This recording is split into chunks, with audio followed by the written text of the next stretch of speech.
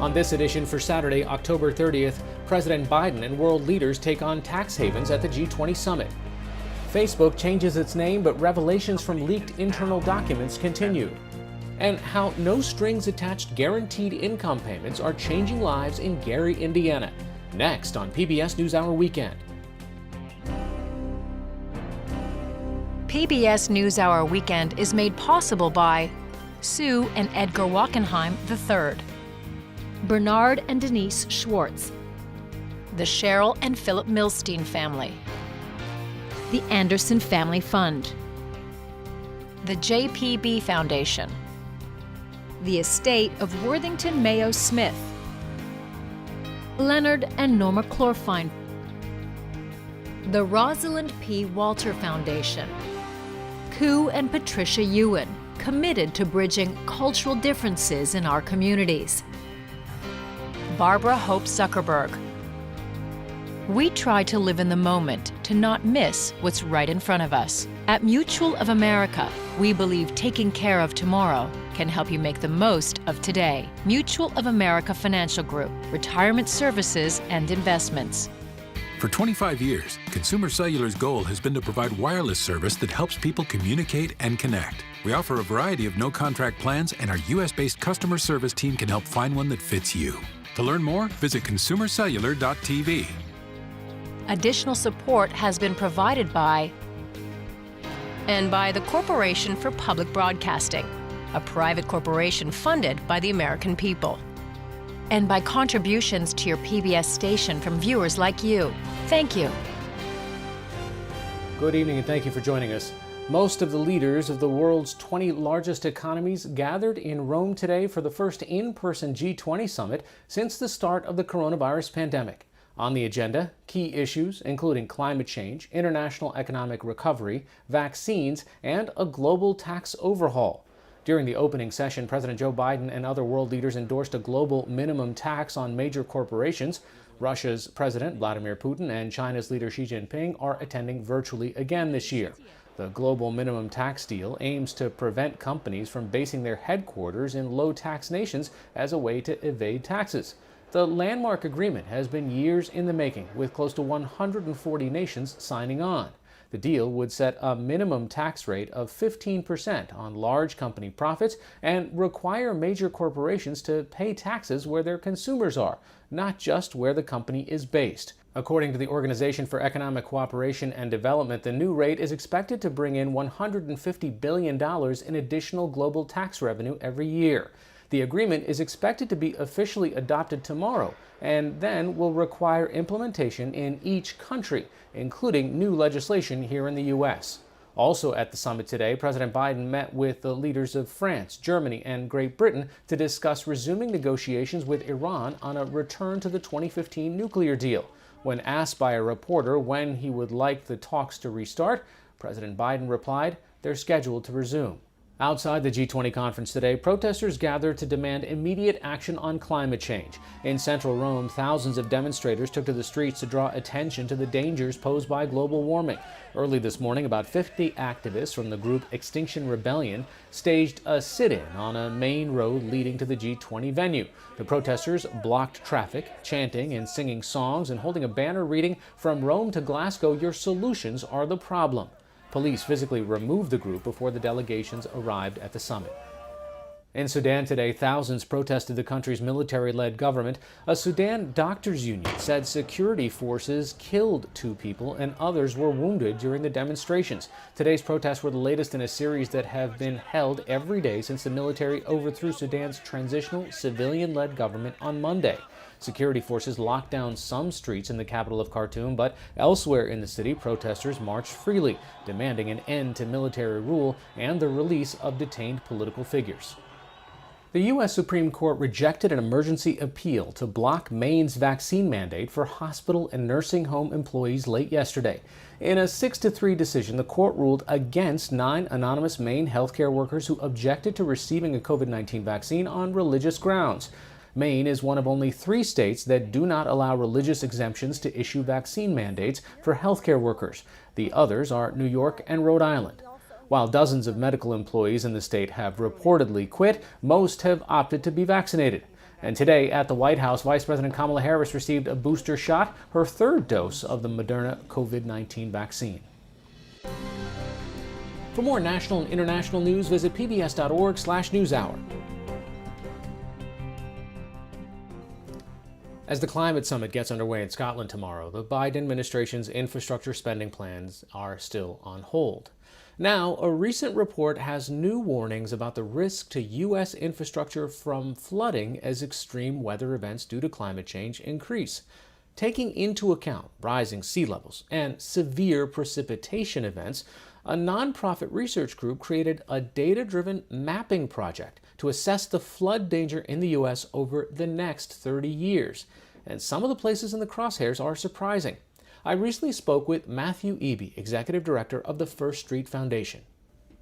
Matthew, when we think about flooding, we usually think about towns and cities that are right next to big rivers or right on the coast. When you looked across all the infrastructure that's at risk, what did you find?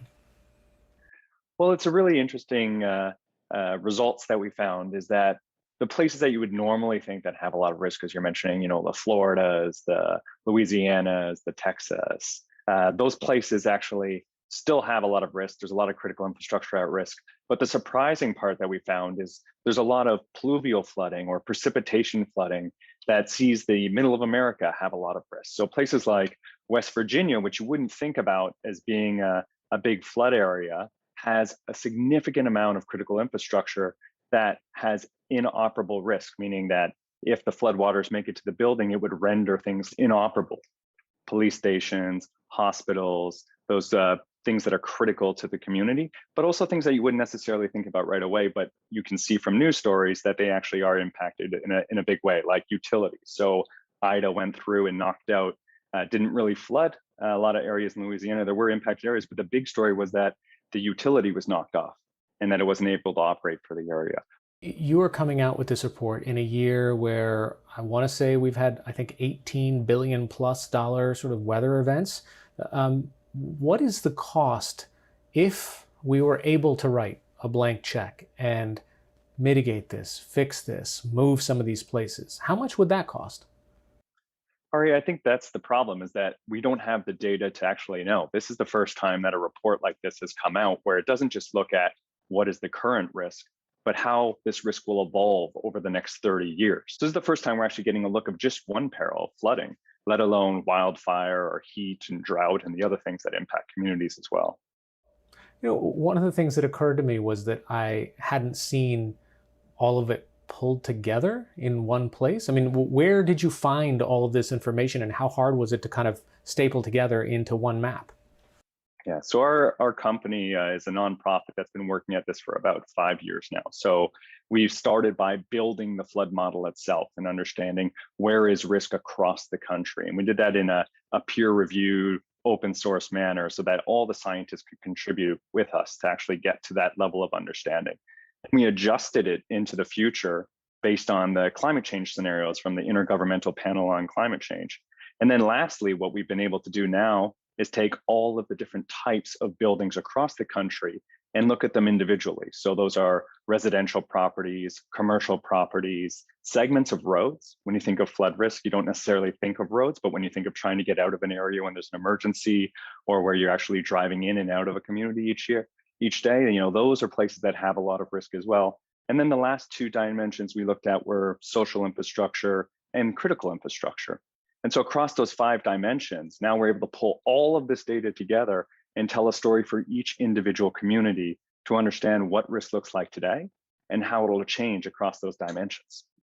Matthew Eby, Executive Director of the First Street Foundation. Thanks so much for joining us. Thanks so much for having me.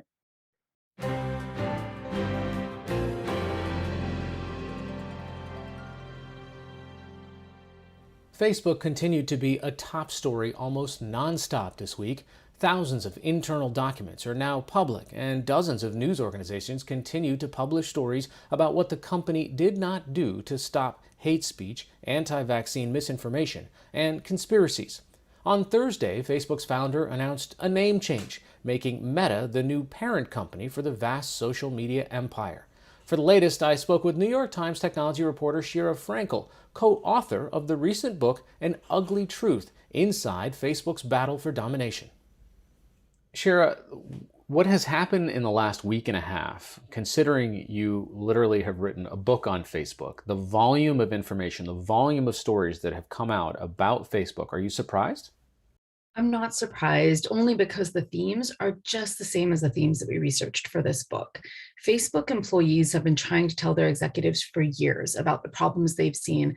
I was actually thinking back to an interview I did with somebody who worked on Facebook's newsfeed in 2015, who warned the company's executives, including Chris Cox, about the inundation of fake news and conspiracies that they were seeing ahead of the 2016 elections, things that they knew were incredibly problematic. They were trying to suggest solutions and they were being ignored. You know, what's also interesting to me is the disparity in how much effort Facebook put into what was happening in the United States versus what was happening in other parts of the world, where they just do not seem to have at all close to the amount of resources necessary to tackle the problems. That's right, Hari. And I actually had a very, very similar reaction when I saw that statistic about how Facebook spends 87% of its budget fighting misinformation on the United States and 13% on the entire rest of the world. That number, that statistic, I think is even more startling when you realize that Facebook has more people that use its platform in just India than it does in the entire United States. So you can see just how disproportionate those numbers are.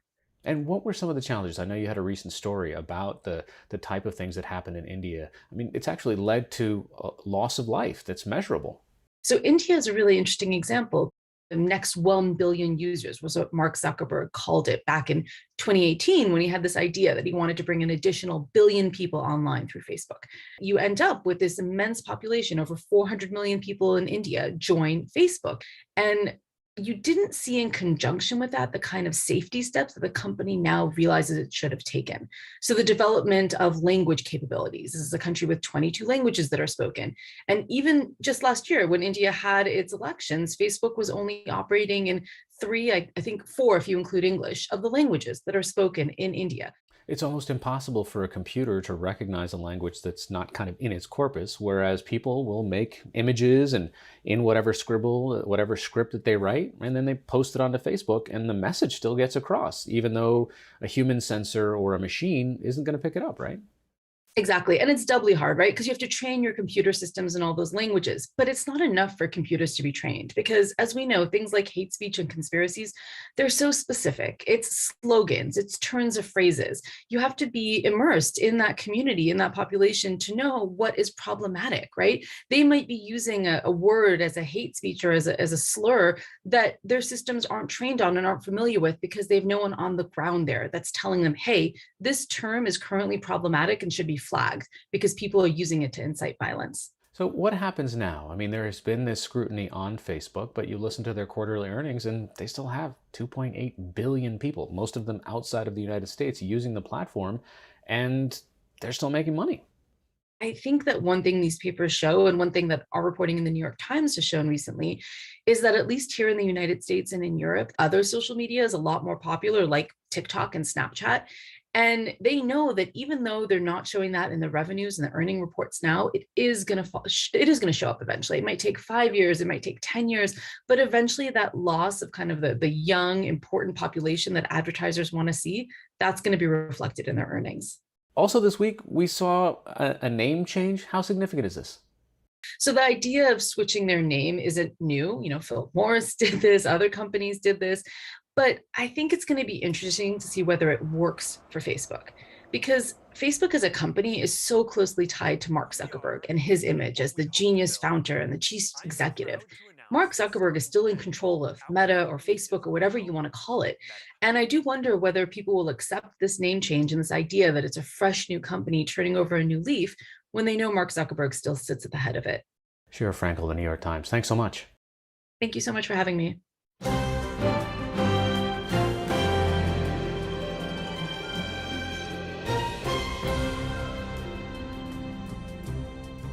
Tonight we continue our occasional series on guaranteed income. It's a simple but sometimes costly concept that is now being tried in at least 34 cities and counties. The payments, usually a few $100s each month, go to needy residents. No strings attached. We reported on one of the first pilot programs in Stockton, California in 2018. This past March, we looked at a program in Hudson, New York, where there is an affordable housing crisis. Now, News on Weekend's Zachary Green reports from Gary, Indiana, where jobs can be hard to find. This story is part of our ongoing series, Chasing the Dream: Poverty, Opportunity, and Justice in America. The city of Gary in northern Indiana is one of the latest in the country to experiment with a guaranteed income. Its 12-month-long pilot program, the Guaranteed Income Validation Effort, or GIVE, began in May. It's distributing $500 a month to 125 randomly chosen citizens with no strings attached. Burgess Peoples is GIVE's executive director. The biggest issues I saw or still see is poverty. That's number one. Individuals not being able to make it through the day-to-day. The family unit is stressed out because the dollars are just not there.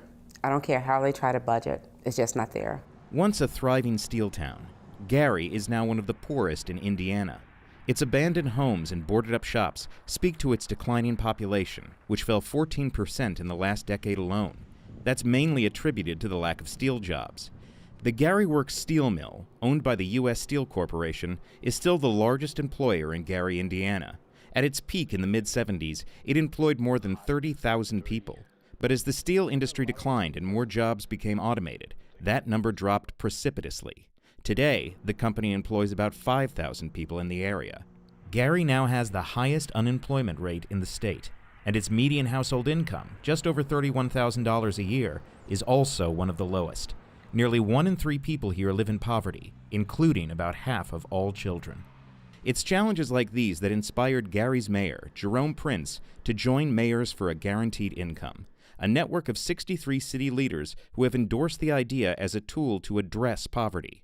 The organization, which last year received $18 million in funding from Twitter CEO Jack Dorsey, provided $500,000, which partially funded Gary's pilot.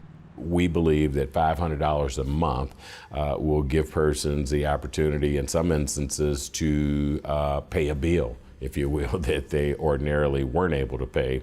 And as a result of that, perhaps less stress will be associated with their daily lives, and in essence providing them an opportunity to go out and explore other opportunities that exist, such as going back to school or enhancing their present skill set. There are some people who say that, if you're receiving money, that's actually a disincentive to work. I would ask them to look at the results and the information that's been shared from some of the other pilot programs and see how people have not only, in some instances, who were unemployed, they've become employed, but even those who are employed have become gainfully employed. Evidence from the country's first citywide guaranteed income pilot program supports the mayor's assertion. Beginning in February 2019, the Stockton Economic Empowerment Demonstration, or SEED, in Stockton, California, distributed $500 a month to 125 residents. The pilot program ended its run this January. In the first year, researchers found the number of recipients with full-time employment rose from 28% to 40%. And the number able to pay for unexpected expenses rose from 25% to 52%. Peoples says that shows that guaranteed income can be transformative. Now they can actually do things. An individual told me that he got his car fixed. Now he can go to work without having to take off work because his car kept breaking down. Another one didn't have gas money to get to work. Now they can get to work. A mom has never taken her kids on a vacation. She called screaming on the phone that she can take her kids on a vacation without worrying about not having a home to come back to because she will be late on rent or something. Recipients were chosen from a lottery of residents earning no more than $35,000 a year, just above Gary's median income. One of them is 47-year-old Jorzella Turner. She had her first child at 15 and was kicked out of her home by her mother. She eventually raised 5 children and was homeless for many years. 2.5 years ago, she saved enough money to rent the house where she now lives with her 2 youngest daughters. What are some of the biggest issues that you see affecting your neighbors and the people in this city? Lack of resources. The jobs here, you either got to know somebody that knows somebody, or you got to have a higher education to make the money that you need to be able to survive. Because even with me working where I'm working, I still need government assistance. Turner, who receives food stamps and Medicaid benefits, makes $13 an hour working a bit less than a 40-hour week at Indiana's Family and Social Services Administration. She learned about the Give pilot this past spring from a Facebook post and applied online. I got this phone call, and I was like, yeah, because I don't normally answer calls if there's not a name there. So she was like, I'm calling from the Give program, and we had a lottery, and you were picked. Oh, my gosh. You talking about ecstatic. I was so excited. It's like at that instant, I just started praising God. What may seem small to others is huge, very huge to me. It made a difference in my life. Every cent I get goes to rent, utilities, life insurance, all that. I mean, just the basics. This is stuff that we can't live without. So it's like it wasn't any wiggle room. This gave me wiggle room. Part of the Give program includes access to other services, like financial literacy courses and assistance from the local Small Business Development Corporation in starting new businesses. Burgess Peoples helped Jorzella Turner get a scholarship to an online culinary school. Turner says she plans to use some of her extra income to buy a new oven to start a baking business. And at least 4 other participants have already started small businesses, from auto body repair to a nail salon. I want them to take all the resources throughout the pilot, but I want them to keep utilizing them even when the pilot is over. Earlier this year, Gary received the first round of more than $80 million from the federal government's American Rescue Plan Fund. Mayor Prince is proposing that $400,000 of it be added to Give's budget, which will keep it going for a full 12 months. We're looking for the data that comes out of this so that we could share it on a national level and encourage our national leaders to take a look at a more robust, guaranteed income program for all folks in the country who are at or below the median income. Poverty should not be a standstill of somebody's life. It should be something temporary. And we should use our dollars and our common sense to help every human being be able to live a decent life and a life of dignity. The Give program gave me a little more hope that it's people out there that's willing to help, and there's no stipulations. For somebody to just say, here, this is for you. We're gonna do this for you for a whole year, and there's no strings attached. I call that a blessing. This is PBS NewsHour Weekend, Saturday.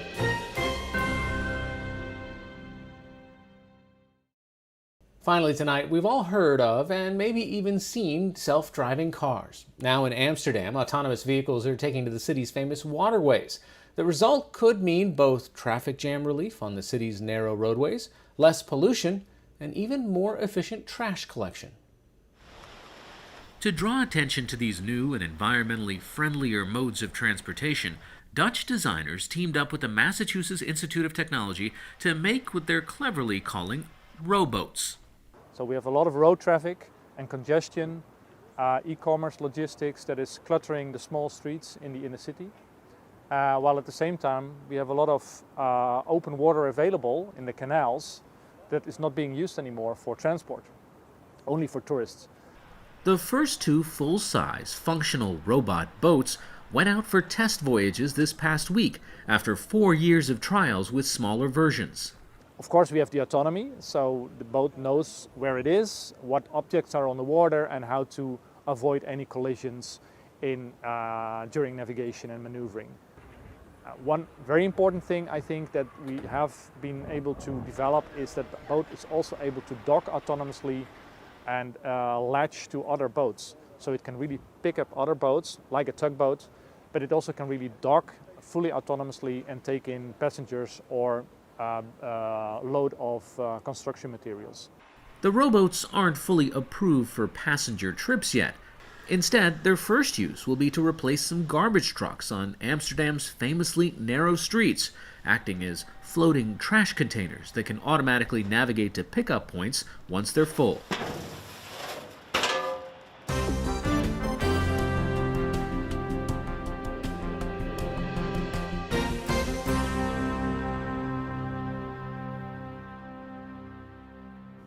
That's all for this edition of PBS NewsHour Weekend. For the latest news updates, visit pbs.org/newshour.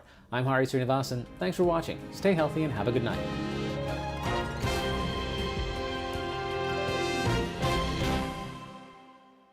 PBS NewsHour Weekend is made possible by Sue and Edgar Wackenheim III, Bernard and Denise Schwartz, the Cheryl and Philip Milstein family, the Anderson Family Fund, the JPB Foundation, the estate of Worthington Mayo Smith, Leonard and Norma Chlorfine, the Rosalind P. Walter Foundation, Koo and Patricia Ewan, committed to bridging cultural differences in our communities, Barbara Hope Zuckerberg.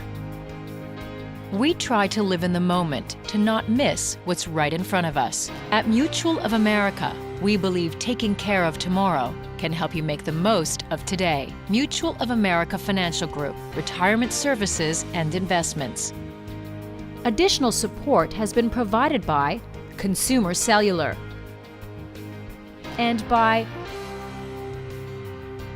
the Corporation for Public Broadcasting, a private corporation funded by the American people, and by contributions to your PBS station from viewers like you. Thank you.